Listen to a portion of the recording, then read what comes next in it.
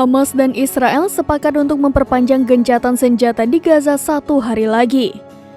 Artinya perjanjian tersebut akan berlangsung di hari ke-7 sejak dimulai, yaitu pada Jumat 24 November pekan lalu. Hamas mengatakan prospek perpanjangan gencatan senjata masih belum jelas hingga 1 jam terakhir. Hal ini karena kedua belah pihak gagal menyepakati daftar waktu warga Israel yang akan dibebaskan dari Gaza. Namun, para mediator terus bekerja untuk membantu Hamas dan Israel mencapai kesepakatan. Hingga pada akhirnya militer Israel mengatakan bahwa gencatan senjata di Gaza bisa dilanjutkan. Hal ini mengingat upaya para mediator untuk terus membebaskan lebih banyak sandera. Diketahui gencatan senjata Israel dan Hamas dimulai sejak Jumat 24 November pekan lalu. Perjanjian yang seharusnya berakhir pada Selasa kemudian diperpanjang 2 hari hingga Kamis.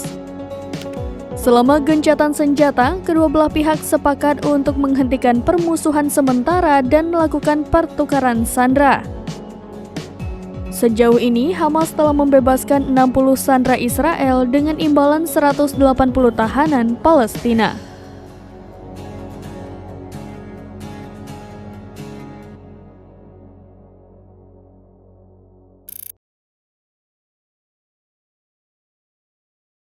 Download Tribun X sekarang, menghadirkan lokal menjadi Indonesia.